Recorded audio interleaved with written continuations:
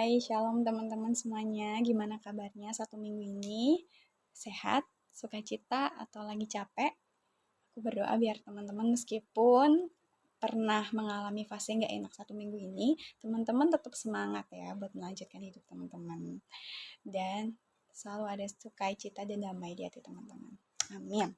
Oke, sebelum kita mulai sharing hari ini, aku mau ajak teman-teman buat berdoa bareng. Yuk, mari kita satu hati dalam doa. Bapak yang baik, terima kasih Tuhan kalau sore hari ini Tuhan boleh izinkan Tia bersama dengan teman-teman online di sana untuk boleh mendengarkan firman Tuhan ya Bapak. Mari Tuhan berbicaralah di tengah kami, biarlah Tuhan pakai setiap lidah, mulut, hati, dan pikiran Tia untuk menyampaikan kebenaran firman-Mu ini bukan berdasarkan atas dasar pikiran, pengetahuan Tia sendiri, tapi biarlah semuanya ini bersumber daripada Tuhan. Sehingga pesan yang Tuhan ingin sampaikan kepada kami semua, boleh kami terima Tuhan dengan hati yang penuh sukacita, dengan penuh pengharapan Tuhan, dengan iman, dengan hati yang selalu hidup dalam kekudusan. Terima kasih Bapa, kami terima semua firman-Mu ini dengan penuh ucapan syukur. Terpujilah nama-Mu ya Bapa, dari sekarang sampai selama-lamanya. Haleluya, amin. Oke teman-teman, kenapa tadi tiba-tiba di dalam doa yang kita bawa tadi itu tentang menjaga hati dalam kekudusan, karena hari ini aku mau bahas tentang hidup dalam kekudusan yang mutlak. Berbarengan hari ini aku mau sharing di Komsel, temanya tentang ini, jadi aku juga mau dan aku juga mau bagi ininya, karena aku rindu buat bagi ini juga buat teman-teman semuanya. Kita buka dulu ya perikopnya di Alkitab kita, pada perjanjian lama Kejadian pasal 39 ayat 1 sampai 21. Nah, karena ini ayatnya agak panjang, jadi teman-teman simak aja, nanti kalau ada waktu teman-teman juga baca juga ya semuanya ya. Aku jelasin dari cerita perikop ini, judulnya tentang Yusuf di rumah Potifar. Aku mau jelasin dulu siapa sih Katia Potifar itu. Potifar itu adalah kepala pengawal istana Raja Fir'aun. Jadi bisa dibilang dia tuh tangan kanannya Raja Fir'aun, orang kepercayaannya. Jadi siapa Yusuf ini dibeli oleh Potifar untuk membantu dia dalam pekerjaan rumahnya ceritanya. Nah, Yusuf ini dipercayakan karena Yusuf ini diberkati sama Tuhan. Di ayat yang kedua dibilang, tetapi Tuhan menyertai Yusuf sehingga ia menjadi seorang yang selalu berhasil dalam pekerjaannya, maka tinggallah ia di rumah tuannya orang Mesir itu. Jadi Yusuf ini bekerja di rumah Potifar ini untuk mengurus rumah, segala pekerjaan yang dibutuhkan, bahkan juga pekerjaan di ladang gitu. Nah, singkat cerita, Potifar ini juga punya seorang istri, namanya istri Potifar ya. Di sini nggak dijelaskan namanya siapa istri Potifar ini. Nah, singkat cerita, waktu di dalam rumah itu, di rumahnya Potifar ini nggak ada siapapun ya selain ada Yusuf dan istrinya. Istrinya itu melihat bahwa Yusuf itu tuh emang Yusuf itu kan manis sikapnya ya, elok parasnya, di sini disebutkan di ayat ke-6.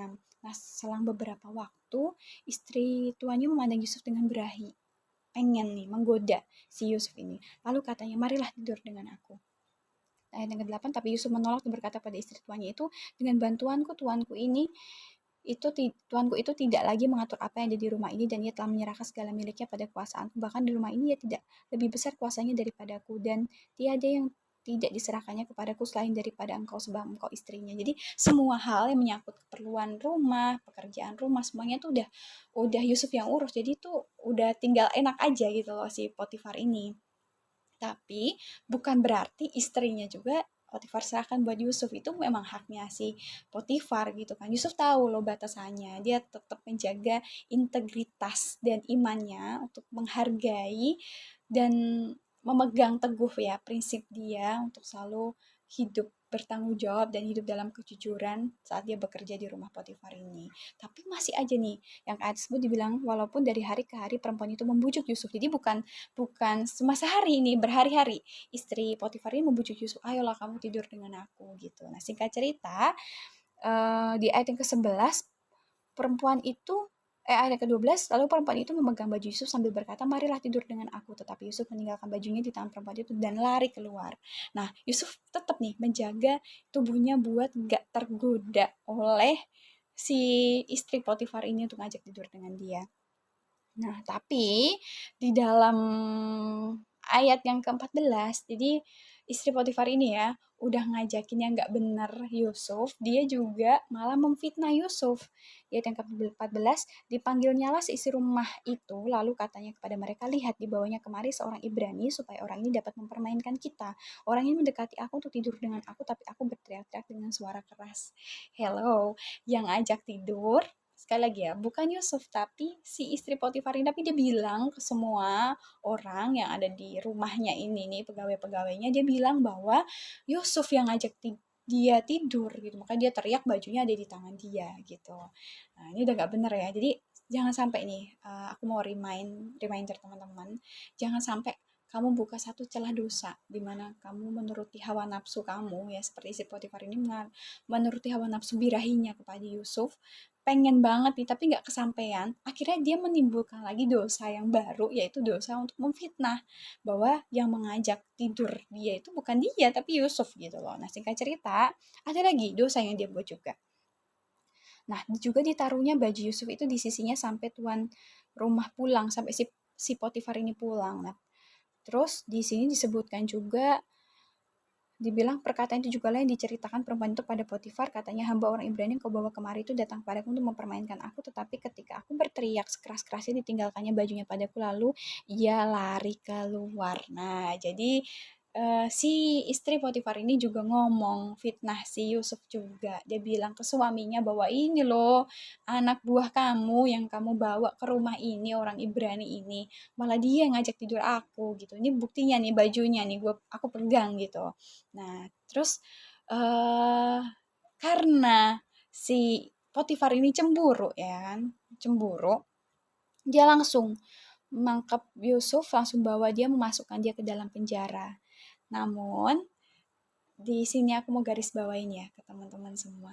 Bisa nggak Tuhan tetap bela Yusuf dengan cara Yusuf nggak masuk ke penjara gitu? Bisa, bisa aja. Tapi kenapa Tuhan tetap mau izinkan Yusuf buat di penjara? Ya karena emang Tuhan mau memproses Yusuf gitu loh. Jadi jangan salah artikan ya. Kalau kita udah hidup nih, kita ngerasa di dunia ini kita hidup dalam kejujuran, kita udah ngelakuin semua hal yang baik seperti apa yang Tuhan mau, terus kita selalu diberkati. Tuhan tuh nggak selalu juga. Terkadang Tuhan memang izinkan kita buat melalui lembah yang kadang kala ini menyakitkan buat kita ya. Bukan kesalahan kita nih, sebenarnya kesalahan orang lain, tapi Tuhan izinkan kita terlibat di situ. Tapi ingat, bukan untuk jadi kutuk buat kita, tapi justru membawa kita itu semakin bersinar di hadapan banyak orang. Jadi di ayat yang ke-21 bilang, tetapi Tuhan menyertai Yusuf dan melimpahkan kasih setianya kepadanya. Tadi yang ayat pertama dibilang, ayat yang kedua dibilang kan, Tuhan menyertai Yusuf, ya kan? Sehingga ia menjadi seorang yang selalu berhasil dalam pekerjaannya. Nah, di balik Yusuf di penjara ini, di sini disebutkan bahwa dan melimpahkan kasih setianya kepadanya. Jadi bukan hanya menyertai loh, Tuhan mengasihi Yusuf ya dengan limpah. Tahu kan arti limpah itu banyak, gak terbatas, gak terbilang. Dan membuat Yusuf kesayangan bagi kepala penjara itu. Jadi Yusuf ini waktu sebelum dia di penjara, dia anak kesayangan misalnya anak buah kesayangannya Potifar, tapi di saat di penjara pun malah justru kepala penjara ini mempercayakan semua tahanan penjara ini kepada Yusuf. Jadi setiap pekerjaan yang harus dikerjakan oleh kepala penjara ini dikerjakan oleh Yusuf. Bisa nggak Yusuf kabur gitu? Dia pegang gembok, dia pegang apapun, dia pengen hal-hal yang pengen dia lakuin, dia pengen punya waktu me time gitu, bisa bisa aja, tapi Yusuf tetap mengerjakan semuanya ini dengan patuh gitu loh. Nah apa yang aku mau bagiin ke teman-teman di sore hari ini, ada 3 hal yang aku pengen bagiin ke teman-teman. Aku mau ingetin ya ke teman-teman bahwa kenapa kita harus selalu ada dalam berusaha, dan harus ya, nggak boleh nggak, berada dalam kondisi yang kudus. Artinya apa? Kondisi yang kudus itu adalah lingkungan di mana Tuhan bekerja. Kalau kamu mau dipakai Tuhan, kalau kita semua mau dipakai Tuhan, dilawat Tuhan, jadi alat di tangannya ya, jadi sumber kesaksian buat banyak orang, kita harus jadi tempat di mana kita harus jadi pribadi yang kudus untuk bisa kuasa Tuhan itu dinyatakan dalam hidup kita. Ya, aku mau kasih contoh ke teman-teman kayak gini loh. Gimana caranya orang bisa contoh kita kalau kita nggak bisa jadi role model yang bagus buat orang lain itu? Gimana kita mau ngajarin orang kalau kita pun masih bodoh? Gimana caranya kita mau jadi teladan buat orang-orang yang nggak percaya Tuhan kalau kita masih masih ragu buat memberitakan kabar sukacita tentang Tuhan, kebaikan Tuhan dalam kehidupan kita gitu. Waktu kita nggak mengalami Tuhan secara pribadi dalam hidup kita. Kita memaksa orang buat, kamu ngalamin Tuhan lah, kamu kenal Tuhan Yesusku lah. Tapi aku nggak pernah menceritakan, contohnya aku ya, tapi aku nggak pernah menceritakan bahwa Tuhan udah mengerjakan apa aja sih hal-hal yang baik dalam kehidupan aku. Kayak gitu. Nah, aku mau bagiin 3 hal gimana caranya menjaga kekudusan seperti yang Yusuf lakukan. Yang pertama adalah putus hubungan dengan dunia. Nah, dunia ini maksudnya apa? Bukan tentang kita mati, bukan ya, tapi kita mematikan keangkuhan hidup kita, yang pertama. Yang kedua adalah keinginan mata. Yang ketiga adalah perbuatan daging. Keangkuhan hidup itu apa sih? For example ya, aku mau kasih contoh tentang istri Potifar ini. Mungkin selama dia menjadi istri Potifar, dia bisa pengen apa aja pun dia diturutin. Bahkan segala hal yang dia pengen dapetin, dia bisa lah dapatnya dengan gampang gitu, tapi tidak dengan dosa birahi yang ingin dia lakukan dengan Yusuf gitu. Ini kan suatu perbuatan yang memang Tuhan gak mau, gak dilarang ya, Tuhan gak mengizinkan ini terjadi, tapi secara karena dia pengen gitu kan, dia mau melakukannya bersama dengan Yusuf, tapi Tuhan menggagalkan semuanya karena Yusuf adalah contoh pribadi yang bisa menjaga kekudusannya gitu. Nah, ini terus apa lagi Kak Tia? Keinginan mata. Nah, istri Potifar ini tuh melihat Yusuf ya kan dengan sikapnya yang manis, elok parasnya, dia ingin dong, dia ingin buat tidur bareng sama Yusuf. Sepele ya sebenarnya, maksudnya kayak aku ingin ya kalau misalnya itu tinggal aku nyuruh orang buat pegang si Yusuf buat dia lakuin. Tapi kan beda ya, keinginan mata ini tuh lebih ke kayak kita mengingini hal yang bukan hak kita aja pun, firman Tuhan bilang kita udah melakukan dosa gitu. Apalagi ini sampai kita melakukan hal yang Tuhan gak mau buat kita lakukan. Itu gak boleh. Terus yang terakhir perbuatan daging. Nah contohnya perbuatan daging itu apa Kak? Perselisihan, amarah, roh pemecah, dengki, iri hati, itu gak boleh ya. Jadi kita gak boleh lakukan itu. Yang kedua apa? Tadi kan putus hubungan dengan dunia. Yang kedua adalah melarikan diri dari godaan. Nah ini contoh yang Yusuf lakukan. Dia meninggalkan si Potifar ini gak pandang bulu gitu, meskipun dia harus keluar tanpa pakai jubah dia, pakai baju dia tetap paksa buat diri dia keluar, biarin aja, yang penting dia terbebas dari godaan itu. Oke, ini contoh yang bagus ya, dia gak berkompromi dengan dosa. Nah yang ketiga adalah taati perintah Tuhan.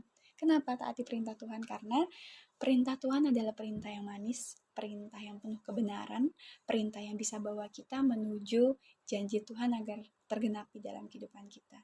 Omong kosong kalau kita bilang kita mengasihi Tuhan, tapi kita nggak melakukan perintah Tuhan dengan sukacita, dengan sepenuh hati kita gitu. Nah, seberapa banyak teman-teman di sini, aku mau ajak teman-teman buat kita lakuin 3 hal ini untuk menjaga kekudusan. Mau ingat yang pertama tadi apa? Ayo, putus hubungan dengan dunia. Yang kedua, melarikan diri dari godaan. Yang ketiga adalah taat perintah Tuhan. Jadi biar